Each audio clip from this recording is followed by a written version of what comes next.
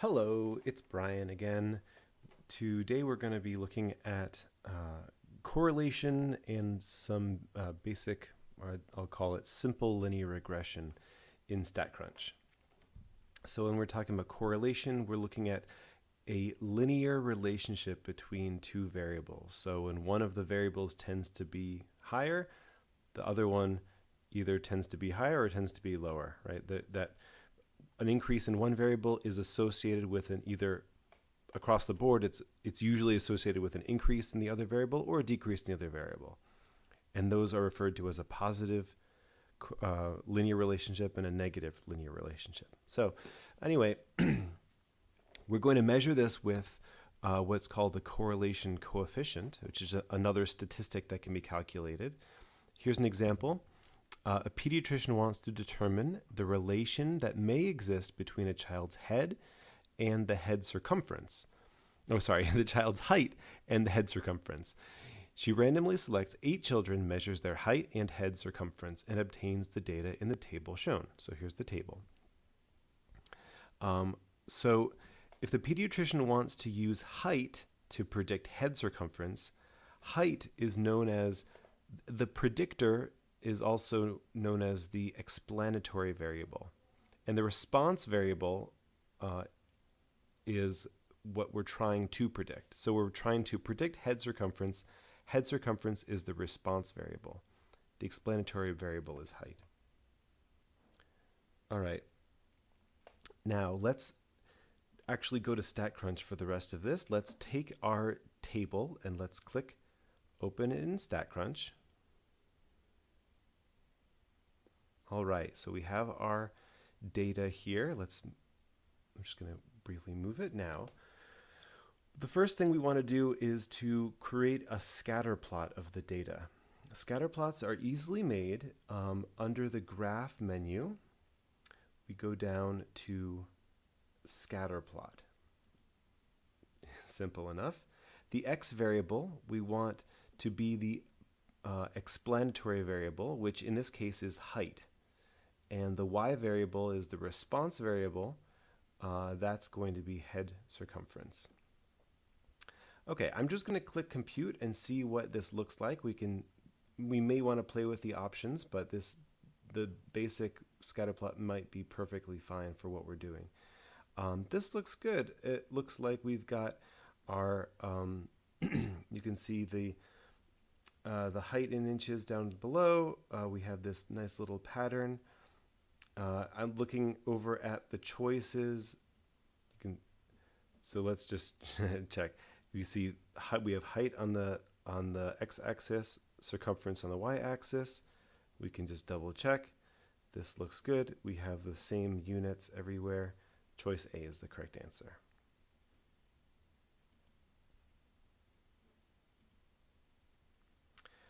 All right, we're going to compute the linear correlation coefficient. Let's go back to StatCrunch, and I'm going to close this.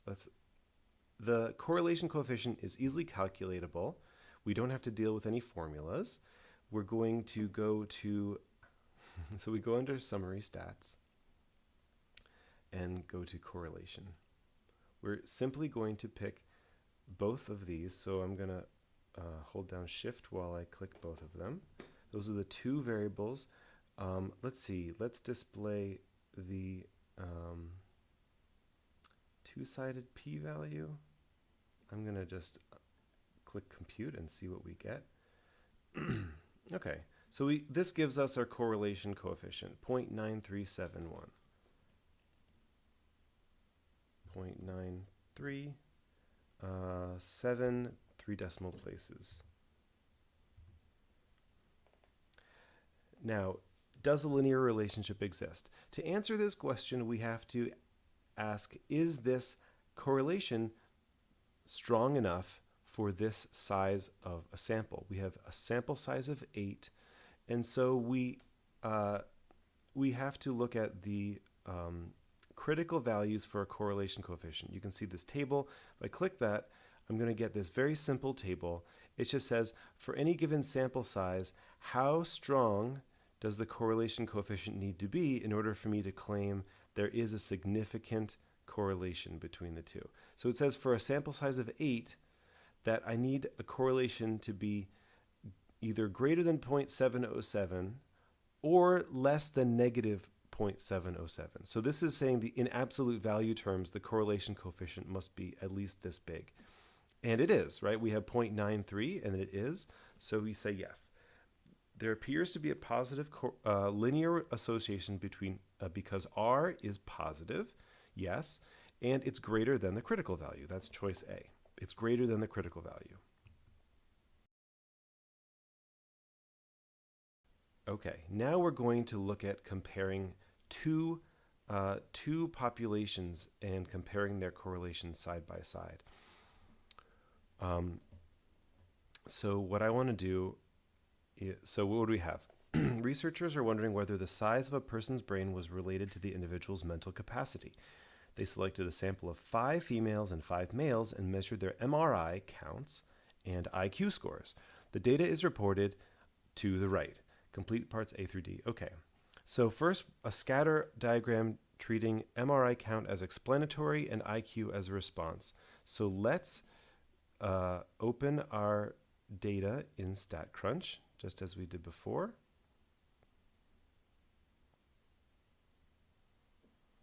Now, right now, I have we have our data in 2 columns. I want to create a scatter plot with everything on it. I don't think I can do that without moving the data around. X variable, I'm going to have to,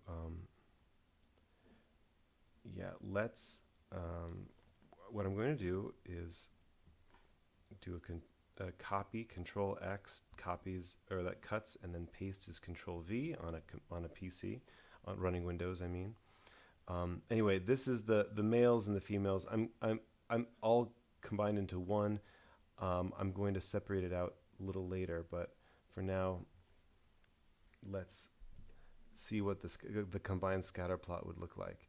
My X variable, I want to have MRI, female MRI, although it's actually not just female, it's all MRIs. And IQ is the response variable because it says we're trying to predict IQ score based on MRI. Okay, so you can see what we have. The MRI is on the x-axis, we have IQ on the y-axis, and we have this pattern here. It looks very much like choice C. Let's get a closer look. We've got, it's very faint, but you can see the dots match up in the same places. IQ, MRI down below, everything looks good. So it's choice C. All right, compute the linear correlation coefficient between MRI count and IQ. Are MRI count and IQ linearly related? So we're going to go back to this. We're going to go to stat, summary stat, correlation, and we're going to take those two. At this point, we're not breaking the population into subpopulations of male and female. We're just looking at what is the correlation between them. Okay, it says it's 0.703. That would round up to 0.704. Is that strong enough? Let's go back here. We have a sample size of 10. This table of critical values says a sample size of 10, we need a correlation coefficient to be at least as strong as 0.632. That is strong enough. 0.703 is bigger, so I'm going to say yes, we are linearly correlated. But remember, I'm going to have to round up 0.704. And now we're going to see how this breaks down between the males and females. So I'm going to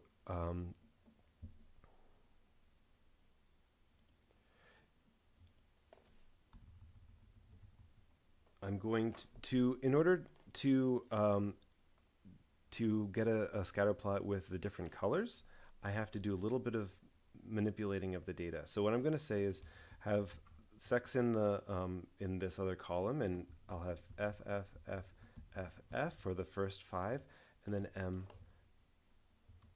oops, M, M, M, M, M, let's fix that, M. Okay, let's just call this MRI.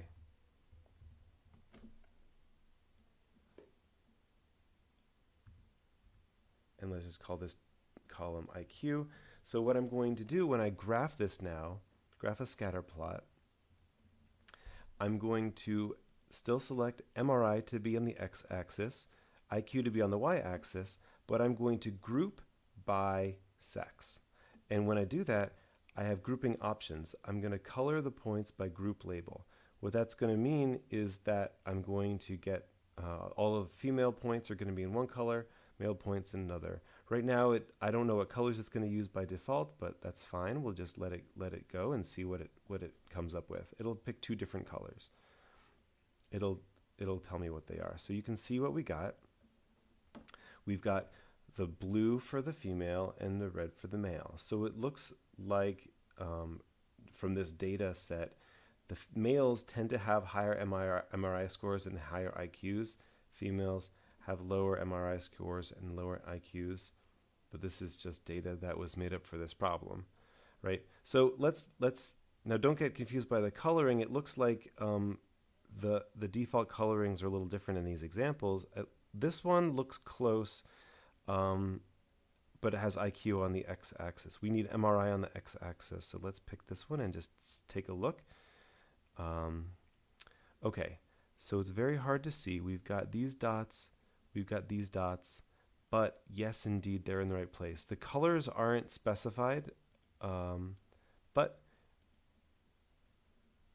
it's clear that that's the right one. So I'm going to go with choice B. Okay, so now I'm going to separately calculate the correlation coefficient for males and females. So I'm going to go to summary stats for correlation, and I'm going to still do MRI and IQ, but now I'm going to group by sex. So what I'm going to get now is two correlation coefficients, one for males and one for females. Here we go. Isn't that beautiful? So for females, the correlation coefficient 0.119. For males, negative 0.217, rounding up.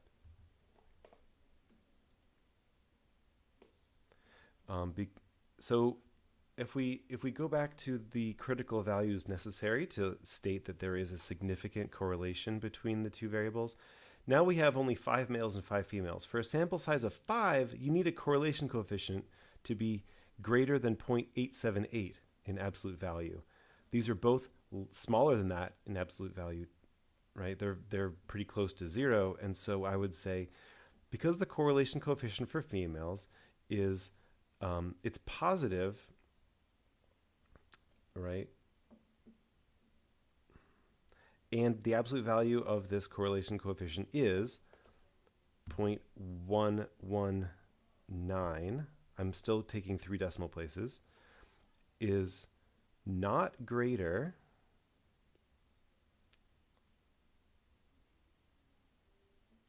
than, what was that number again? Let's pull up the table. For a sample size of 5, 0.878. Okay, 0.878.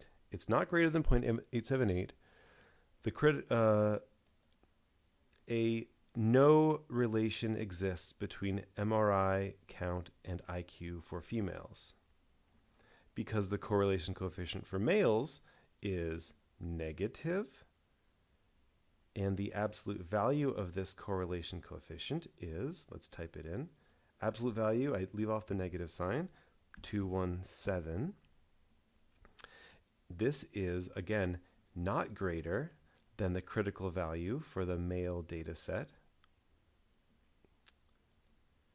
And again, because the sample size is 5 for males and for females, 878. And I'm going to say no relation exists between MRI count and IQ for males.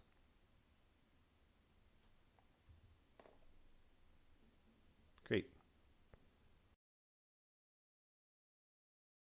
All right, now we have an idea about what correlation is. We're going to look at finding a line that's going to be a good predicting line, what we call a line of best fit or a least squares regression line. It's called least squares regression line because this is a line which, if you were to take the difference between what the actual points are and what the predicted points are, all of those differences, square the differences, they're called residuals, square the residuals, and add them all up, there's one line that's going to achieve the task of minimizing the sum of the squares. Okay, so that's very wordy, but we'll call it a least squares regression line. Don't worry about exactly how it's calculated for now. It's very easy to do in StatCrunch, and that's what I'm here to show you.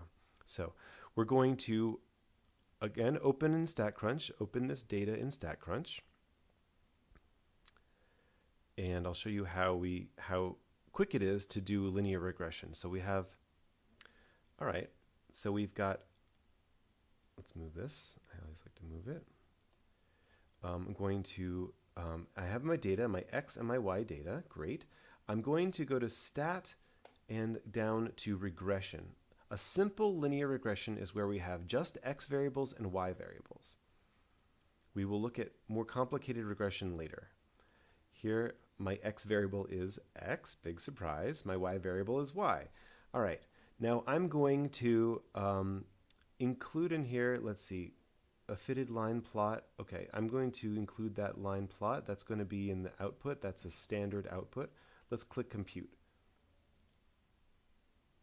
So now my output window has, let's make it a little bigger so I can see everything. My output window includes a lot of stuff that we're not going to look at right now. Right now, the main thing we're looking at is the equation for the line, which is given right here in the fourth line of output.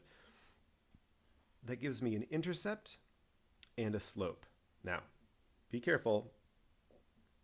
Be careful because the intercept is the first term here, and the slope term comes next. Here, my output is reversed, so I'm going to do it the other way. So it's the negative 0.674 is the first. So negative 0.674x plus 6.582. I have to round up.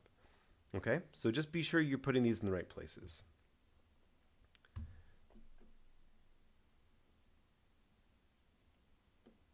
Okay, now the next piece of this is to what does the graph look like for the least squares line.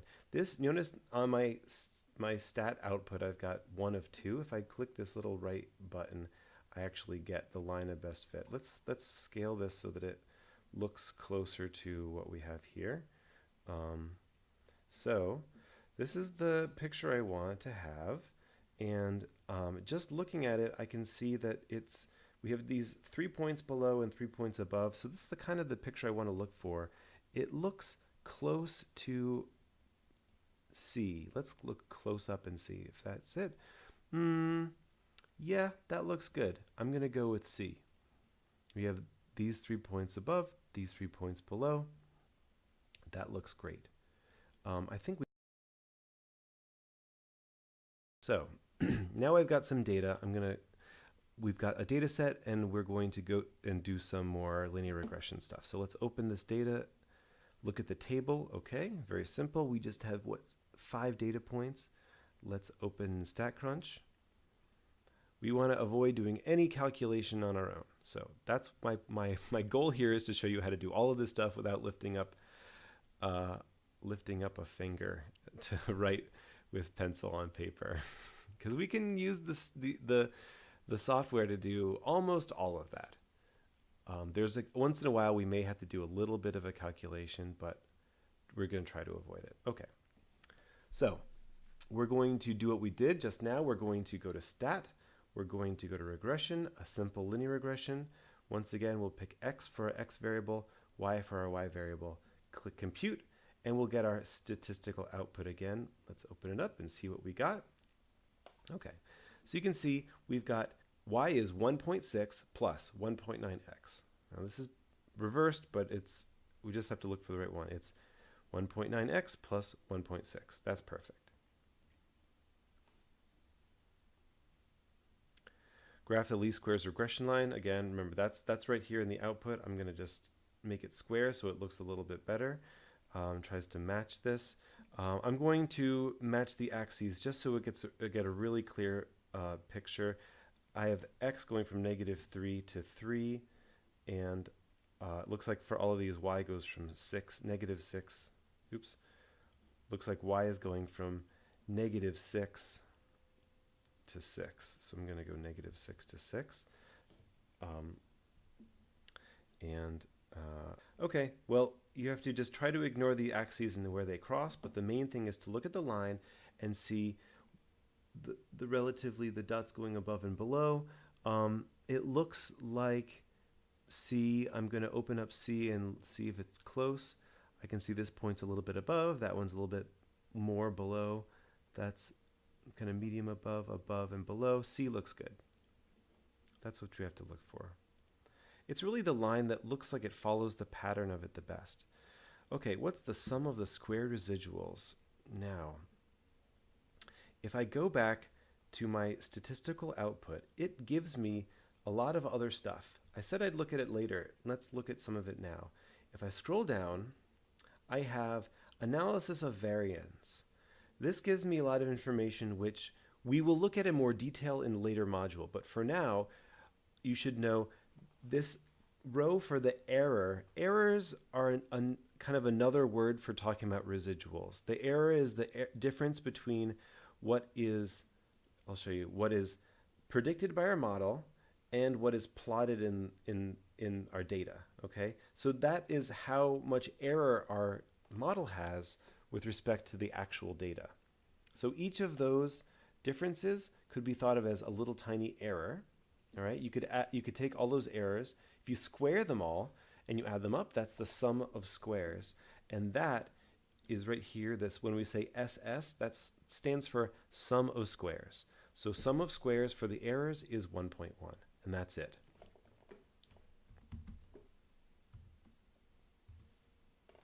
And that's all it was asking for. Okay, new problem. We've got an engineer who wants to determine how the weight of a car affects gas mileage. The following data represents weights of various cars and their miles per gallon. Okay, so let's open this in StatCrunch. First thing we're going to do, just as before, is we're going to find the linear, the least squares regression line. So that'll be the first task. And what is going to be involved in that is the exact same procedure. We just go to the regression menu. Okay. I'm going to, again, move it. Go to Stat.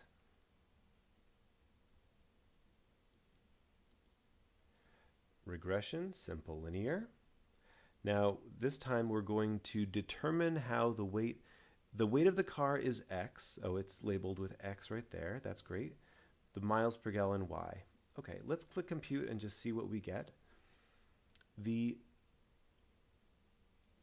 least squares regression line is given to us. So we've got our intercept and our slope.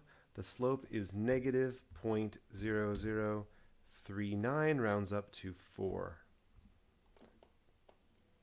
And then the intercept is this 34.2045. I again have to round it up.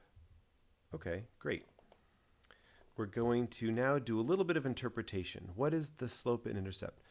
So the slope is, since the weight of the car is pounds, the slope is saying, okay, if we increase the pounds of the weight of the car by a single pound, we expect on average that the miles per gallon will decrease by 0.004 miles per gallon. So the slope indicates the mean change or average change in miles per gallon for an increase in 1 pound in weight. That's the interpretation we give for the slope. The best interpretation for the y-intercept, it doesn't, so if x equals 0, then the miles per gallon would be the y-intercept, 34.2044. But what does that mean? A car that weighs 0 pounds? That's not realistic. In some problems, the y-intercept has a realistic interpretation. Sometimes it doesn't. This is a situation where it's not appropriate to interpret the y-intercept. It doesn't make sense to talk about a car that weighs 0 pounds. Okay, now let's talk about prediction. To do a prediction, we can actually just plug numbers into a calculator, but I'm going to show you how you can do it in StatCrunch. So let's go back over to our stat output and hit edit. Here I'm going to scroll down a little bit. A prediction value of y, I'm going to click here and type in a prediction, an x value. So let's predict the miles per gallon of a car B. For car B, we had 3095, and what I'm going to do is see what the predicted value would be. So I'm going to click compute. And in my statistical output now, there's going to be a little bit extra, which is right down here. You can see for an x value of 3095, the predicted value of y would be 21.87817. That's great. So I'm going to put just into 2 decimal places. 21.887 would be 88 rounded up because of that 878. So now the residual. The residual is the actual value minus the predicted value. But you know what? I'm too lazy to calculate residuals myself. Click edit again, and I'm going to go scroll down in this, and there's an option down below for me to save residuals. I'm going to, oh, and even model estimates. That's even faster. Model estimates and residuals. I'm going to click compute. I'll show you both of those things. Oh, model estimates, predicted values, and residuals.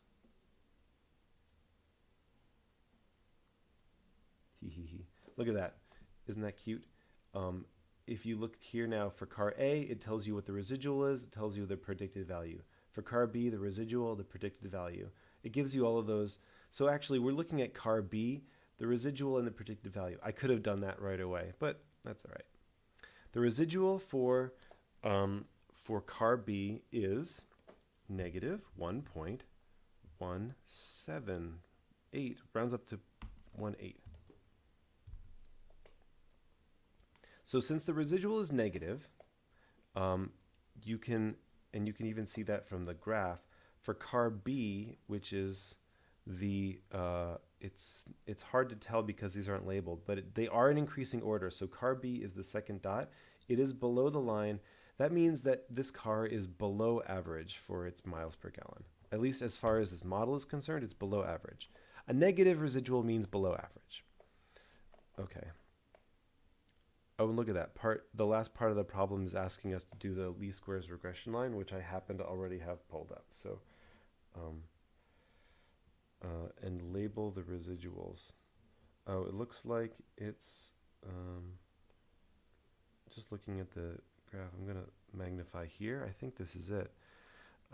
This looks like you can see the points are all scattered around. This is point car B. This is what was predicted. This red line, that distance, in fact, the difference, it's negative, is the residual. So that is, yep, that's certainly our answer. Great.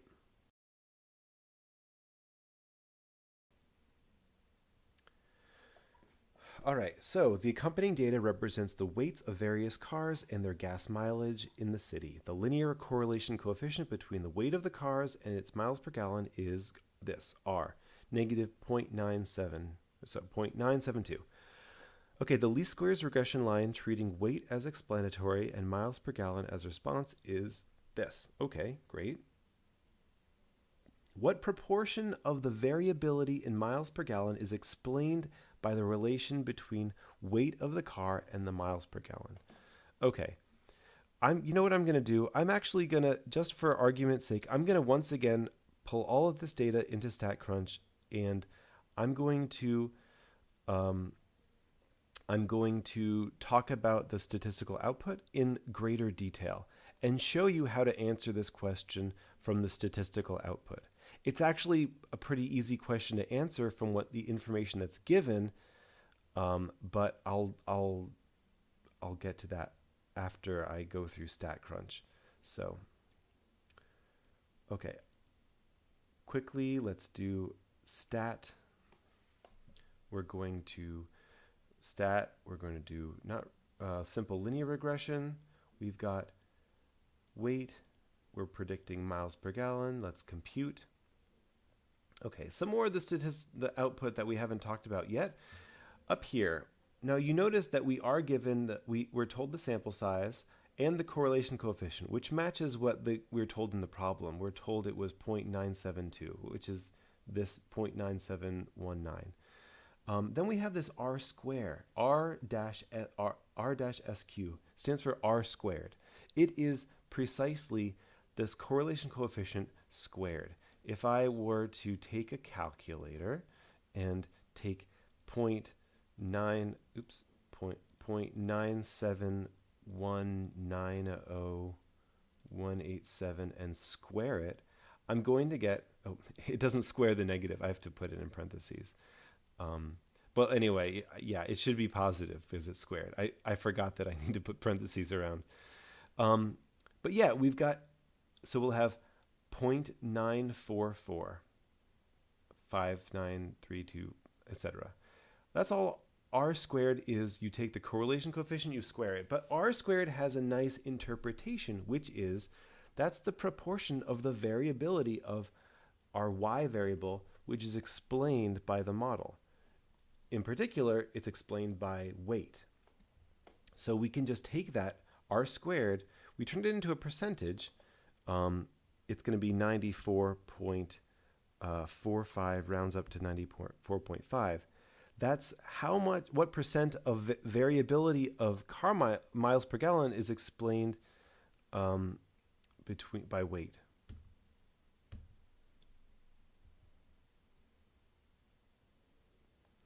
Now, let's make a residual plot.